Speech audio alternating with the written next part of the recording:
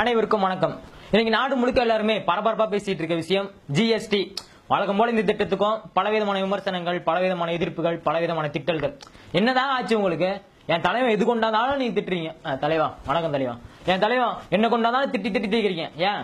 என் தலைவன் இந்தியாவை பணக்கார நாடா மாத்தணும்னு ஆசைப்பட்டாப்ல. அதனால இந்தியாவில இருக்க ஏழைங்க எல்லாத்தையும் கொள்றாரு. அது தப்பா? அது தப்பான்னு கேக்குறேன். இதுக்கு போய் அவர் திட்டிட்டு இருக்கீங்க. எந்த தலைவராவது இந்தியாவை பல தடவை புது இந்தியாவை பெத்து போட்டுருக்காரா? என் தலைவன் பண்ணிருக்கான். தூய்மை இந்தியான்னு சொல்லிட்டு தெருவுக்கு போனாப்ல, நாளை விளக்க மாத்த தூக்கின்னு அப்ப சுத்தம் பண்ணாப்ல ஒரு புது இந்தியாவை பெத்தாரு.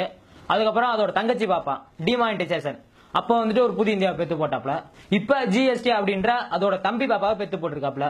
அவ்வளவு பிரசவ வழியில அவ்வளவு கஷ்டப்பட்டு புது இந்தியாவை அடிக்கடி பெத்து போட்டுக்கிட்டே இருக்காரு. யாருமே பண்ணாதான் என் தலைவன் சாதிக்கிறான். அவரை எதுங்க நீங்க திட்டுறீங்க? என் தலைவன் அன்பானவன், அசராதவன், அடங்காதவன், கார்பரேட் காரங்களுக்கெல்லாம் அன்பானவன். நீங்க எவ்வளவுதான் திட்டினாலும் என் தலைவன் வெளிநாட்டுக்கு டூர் போறது நிறுத்துறானா? அதுல அசராதவன், யாருக்கும் அடங்காதவன். இப்ப நீங்க இந்த ஜிஎஸ்டி திட்டத்தை கூட பாருங்களேன். என் தலைவன் இந்திய நாட்டுக்கு இதெல்லாம் முக்கியம், இதெல்லாம் முக்கியம் இல்ல அப்படின்னு சொல்லிட்டு தெளிவா புரிஞ்சு வச்சு கரெக்டா ஜிஎஸ்டி வரி போட்டிருக்காப்ல. காண்டம் இது வந்துட்டு நம்ம தினமும் 3 வேளை வருஷம் ஃபுல்லா யூஸ் பண்றோம். அதனால அதுக்கு 0% வரி. இட்லி தோசை எல்லாம் என்னங்க வருஷத்துல எப்பயாவது ஒரு நாள் யூஸ் பண்றோம். அதனால அதுக்கு 18% வரி. பீஸா, பர்கர் இதெல்லாம் வந்துட்டு எவ்வளவு முக்கியமான பொருள். அது வந்துட்டு அவ்வளவு சத்துக்கள் நிறைஞ்சிருக்கு. அதை நம்பி பல லட்சக்கணக்கான குடிசை தொழிலாளர்கள் இருக்காங்க. அது வந்துட்டு பாமர மக்கள் இருந்து பணக்கார வரைக்கும் ரொம்ப குறைந்த விலையில வாங்கி சாப்பிடுறாங்க. அப்படின்றதுனால அதுக்கு வந்துட்டு மிக குறைந்த வரி 5% வரி. கடலை மிட்டாய் அதெல்லாம் யாருங்க சாப்பிடுறது? பணக்காரன், கோடீஸ்வரன், கார்பரேட்காரன் அவன் சாப்பிடுறான். அதனால அதுக்கு 18% வரி. பெண்களோட மாதவிடாயிலிருந்து எப்படி காசு சம்பாரிச்சு இந்தியாவை பணக்கார நாடா மாத்தணும் அப்படின்னு சொல்லிட்டு சானிட்டரி நாப்கினுக்கு 18% வரி வச்சிருக்காப்ல. அப்படி வரி விதிச்சு இந்தியாவை புதிய இந்தியாவா மாத்திருக்காரு. இதெல்லாம் நீங்க கைத்தட்டுங்க. இது வந்து இவ்வளவு பெரிய சாதனை. இது மாதிரி நிறைய விஷயங்கள் வந்து இந்த ஜிஎஸ்டி வந்துட்டு மக்களுக்காக பல நன்மைகள் செஞ்சிருக்காரு. அவர் போய் திட்டிட்டு இருக்கீங்க. என் தலைவன் குஜராத்ல முதல்வரா இருந்தப்ப ஜிஎஸ்டி எதிர்த்தாப்ல. என் பணம் தான் ஜிஎஸ்டி அமல்படுத்தும் அப்படின்ற மாதிரி சொன்னாரு. இப்ப என் தலைவன் பணம் தான். நீங்க யாராவது சொல்றதை கேட்கிறாரா? பணத்துக்கு தான் காது கேட்காது. ஆனா என் தலைவன் பணம் தான். உங்களுக்கு அது புரிய மாட்டேங்குது. எதுங்க என் தலைவனை திட்டுறீங்க? பாத்தீங்கன்னா விவசாயிகள்லாம் யாருங்க? இந்த நாட்டோட துரோகிங்க. அவங்க என்ன பண்றாங்க? எல்லாத்துக்கும் சோறு போடுறாங்க. எப்படி அவன் சோறு போடலாம்? அதனாலதான் அவங்களை நிர்வாணமாக்குனாரு என் தலைவன். அப்புறமேட்டு என்ன தற்கொலை எல்லாம் பண்ண வச்சாரு. இந்த விஜய் மல்லையா, அதானி, அம்பானி இவங்கெல்லாம் யாருங்க? ஒருவேளை சாப்பாட்டுக்கு கஷ்டப்படுறவங்க. அவங்களாம் தற்கொலை பண்ணிக்க கூடாது அப்படின்றதுக்காக பல கோடி ரூபாய், பல 1000 கோடி ரூபாய் கடனை தள்ளுபடி பண்றாப்ல. என் தலைவன் தப்பு நீங்க சொல்லுவீங்களா? எதுங்க அவர் திட்டுறீங்க? தயவு செஞ்சு என் தலைவனை திட்டாதீங்க. மாடுன்றது தெய்வம். மாட்டுக்கோமின்றது பல அதீத சக்திகளை உடையது. நீங்க பாத்தீங்கன்னா சென்னை கேன்சர் இன்ஸ்டிடியூட் இருக்குல்ல, அதுல இருக்க எல்லா மெடிசனும் வெளியே எல்லாம் எடுத்துட்டு போய் கொட்டிட்டாங்க. இந்த மாட்டுக்கோமியை மட்டும் வச்சிருக்காங்க. வர்ற கேன்சர் பேஷண்ட்டுக்குலாம் அந்த மாட்டுக்கோமியத்துல ஒரு துளி எடுத்து ஆயில் ஊத்துறாங்க. அப்படி கேன்சர் உடனே குணமாயிருது. அந்த அளவுக்கு மாட்டுக்கோமியம் வந்து சக்தி வாய்ந்தது.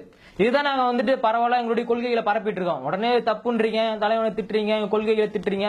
இன்னும் நீங்களா முட்டாளுங்க. நீங்களா இதெல்லாம் உங்களுக்கு புரியவே மாட்டேங்குது. பாத்தீங்கன்னா மாடு வந்து தெய்வம் இந்தியாவில மட்டும். சரிங்களா?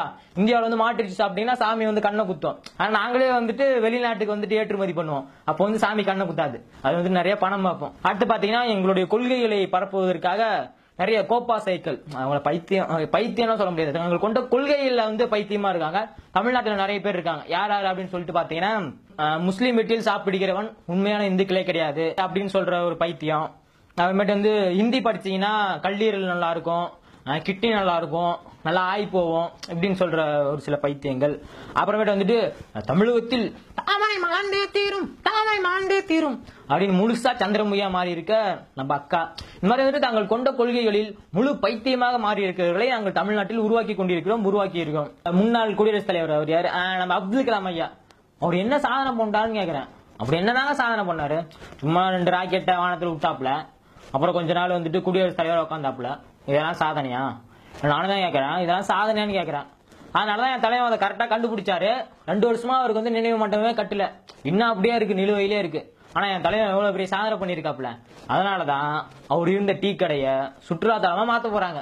இந்த சுற்றுலாத்தலத்துக்கு 100 கோடி செலவு பண்ண போறாங்க.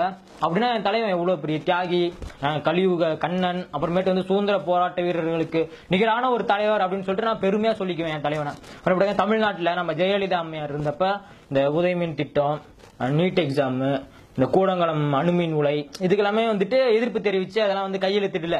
ஆனா அவங்க இறந்து போன பின்னாடி இப்ப தமிழ்நாட்டுல 2 சொம்புங்க இருந்துச்சு, சொம்புங்கன்னா பொம்மைங்க, தலையாட்டி பொம்மைங்க, அதுங்களை வச்சு இந்த உதயமின் திட்டம், நீட் எக்ஸாம், கூடங்குளம் அணுமின் உலை, அப்புறம் இந்த கதிராமங்கலம் ஹைட்ரோ கார்பன் ப்ராஜெக்ட் இது எல்லாத்துலயும் கையெழுத்து போட வச்சிட்டாப்ல. என் தலைவன் எவ்வளவு பெரிய ஆளு, இதெல்லாம் உங்களுக்கு புரிய மாட்டேங்குது. இனிமேட்டு வந்து என் தலைவனை தயவு செஞ்சு திட்டாதீங்க. நம்ம நாட்டு மக்களுக்காக உயிரை கொடுத்து உழைத்துக் கொண்டிருக்காரு என் தலைவன், சரிங்களா? தயவு செஞ்சு இனிமேட்டு என் தலைவனை திட்டினீங்க அப்புறம் பாருங்க நீங்க அவ்வளவுதான்.